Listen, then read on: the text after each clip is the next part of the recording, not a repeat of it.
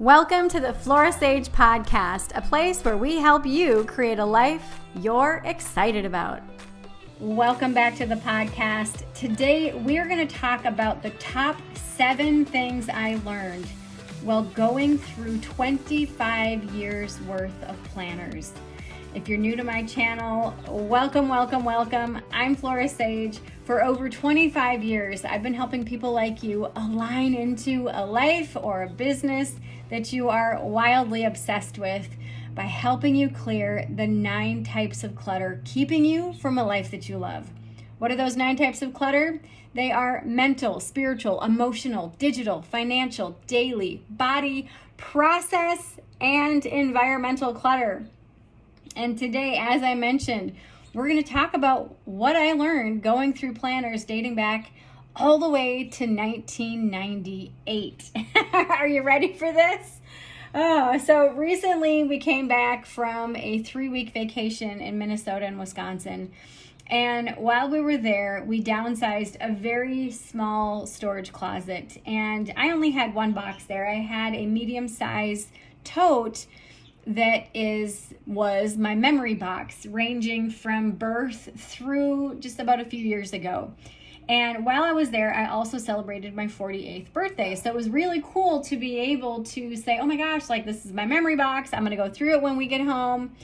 And we drive across the country from the middle of Wisconsin through Minnesota all the way down to 2.5 days to do this with Tank, my dog, sitting on my lap. When we get home, I was looking at my tote and was like, I really don't need to go through it. I'm just going to put it in my closet and just be done with it. So I pick it up and I'm like, oh my gosh, why is this so heavy? I didn't bring it up from the car. My boyfriend did. So I didn't realize how heavy it was. And I was like, oh my goodness, because it's not a very big tote.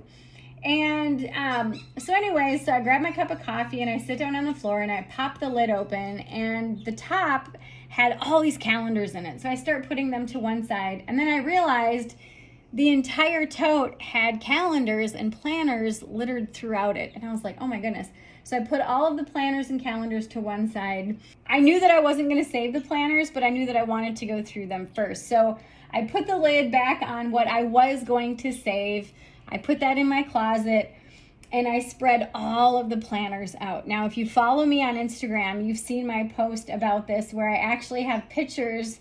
I line each of my rows of planners up and you can see where it's from 1998 all the way through last year. And I was kind of in shock. So I just gave myself permission to go down memory lane. And literally all the way from, trying to conceive my youngest son, notating everything, notating his birth, all the way up through when my oldest son started Head Start and, soccer practices, baseball practices, banquets, graduations, like the whole kit and caboodle, like everything was there. And I realized I'm just like, why was I saving these? Like, what was the purpose of this? So while I was going through them, I really gave myself permission to take a reflective viewpoint of what I was reading, what I was seeing, what I was witnessing.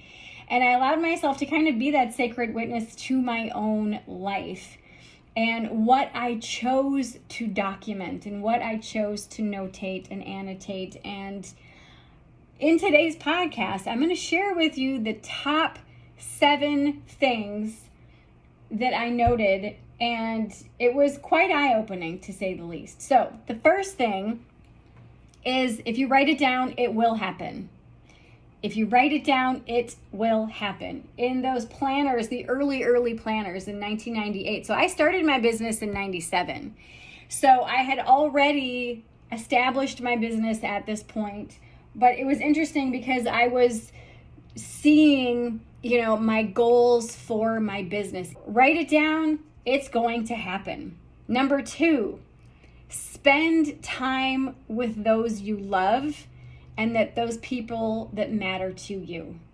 Because there's a few times throughout those 25 years where people had passed away. And I made a notation of, I wish I would have seen them more, or I should have written them a letter. And it matters. Those little things truly, truly matter. And when you allow yourself permission to spend that extra 10 minutes talking on the phone with that person, or you take 5 minutes and scribble a little note and pop it in the mail, or when you're in town, swing by for 20 minutes and say hi to someone that you really care about and that really matters in your life. Because at the end of the day, it's who you're with. It's not what you do, okay? The third thing is spend time unplugged.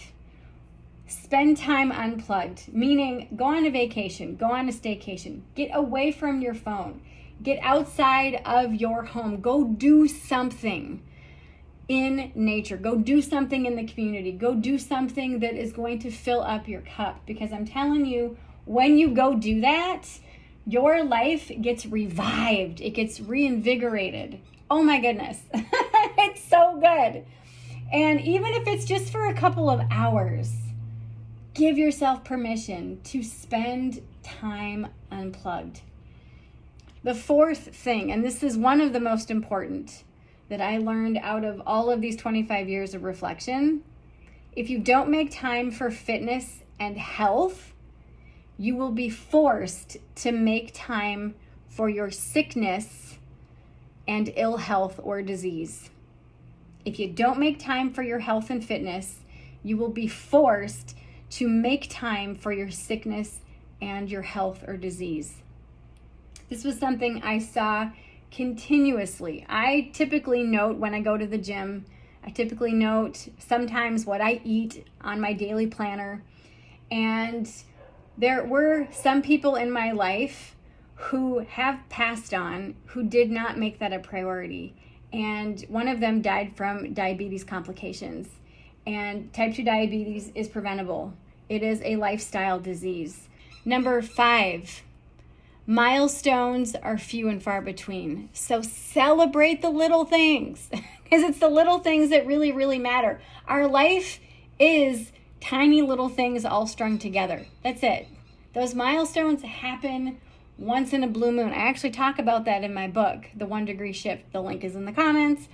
But seriously, those milestones are few and far between. If you don't celebrate the little things, your life is just going to be a series of to-do lists and checks off on the list of, I did this today, I did this today, I did this today. And that brings me to number 6. Celebrate your successes and the things that you complete. Don't just complete something, skip over the celebration, and just go to the next thing, and then go to the next thing, and go to the next thing. This life is not about a checklist. Life is not about a to-do list. Life is about the journey that you are on and the people that you are with. And when you accomplish something, celebrate it. Celebrate it. This was hard for me to do because as I was growing up, if I wanted to celebrate something, I kind of had to do it in private, because when I shared my pride in something I did well, I was reprimanded by my mom saying, "Oh, don't brag. Don't be boastful." And I was like, oh my gosh, like, what? I'm really proud of myself for doing this, but that was bragging. And I might make somebody feel bad if they chose not to do it either. And so I learned not to celebrate my success. I learned that life was just about doing. It was about checking those things off of the list. That was it. And I had to unlearn that. I had to learn to really celebrate and say, you know what? I did this. I'm proud of myself. I'm so proud of myself. Whether it was doing the dishes or cleaning the house or making the bed or decluttering a storage closet or writing a book or landing that deal that I was going after. And that was really hard for me to do. And when I realized, when I stop and celebrate, I started to realize that I had more things to celebrate, and more things and more things and more things. So, and also when you sit in that space of completion, I've done a whole podcast about sitting in the space of completion. You get into this mindset of, I did something. I feel accomplished. Something changes, something shifts in your life. A little part of you relaxes. Because when you're constantly going, doing, you get burnt out. You get tired because you're like, why am I even doing this? What's the point if I'm just going to have to keep doing and doing and doing? When you celebrate, when you stop in that space of completion, you start to feel like you're actually moving the needle. You start to feel like you're actually getting someplace in life. Which brings me to number 7, play as often as possible. And sometimes this means changing your mindset so that you can get out of that serious mode that a lot of us have been programmed into. Again, I grew up in a household where we had to earn the right to play. You had to do XYZ before you could go out and play. And then when we went out to play, we could still only do a certain amount of things. I grew up in such a sheltered, naive home. But it was really hard for me to learn how to play and to just unplug and get into that space of being in the moment. And this is something that I've gotten a lot of therapy on. I've done a lot of soul work, a lot of energy work, a lot of integration work. And still, this is something that I still work on, of really learning how to play in my life and recognizing that I don't have to earn the right to play. I can just play. And if I play as often as possible, my life is better and better and better. Work is easier and easier and easier. My clients they feel it. And it's just one of those things that the more I play, the easier life gets, and the more in flow it gets, and the more aligned it gets. So I'm actually going to throw in a 8th thing. Travel light. Because when you have to schlep all the things all the time, everywhere, it gets burdensome. It gets overwhelming. And that was one of the things, because I moved a lot with my kids. We moved to South Africa. We moved a lot. But in that process of moving, I realized I don't need this. I don't need that. I don't use dressers. I don't think my kids use dressers. We hang everything up. And what that does is it frees up the dresser situation, which frees up a flat surface in your bedroom. And it gives you more space to design and decorate your bedroom so that it is that sanctuary for you and your partner. But also, when you travel with a lot of baggage, literally and metaphorically, it makes it harder to play. It makes it harder to celebrate your successes. It really makes it harder to feel like you have options. And when you travel light, what happens? All of a sudden you realize you're not burdened down with all this bullshit. You're not burdened down with all this extra baggage. You can go do those things that you want with abandon. Like, you truly can. And I know that sounds kind of random, but it really is one of those things that when you learn to travel lightly, you start to appreciate your mobility more. And this is metaphorically speaking as well as literally speaking. You start to recognize that you do have more options. Like, one of the ways I travel lightly is I'm a renter. I don't like owning a home. I owned a home for a short period of time. I didn't like it. I like feeling mobile. I like feeling like I have the option to just pack up and move if I want to. Of course, giving my notice that I'm going to move from my landlord. But it allows me the freedom, the financial freedom, first and foremost, to say, yeah, I'm going to take care of this place like it's my own. But if the heater goes out, it's the landlord's problem, And I've always gotten glowing letters of recommendation from every single landlord, because I always leave the place better than what I moved in.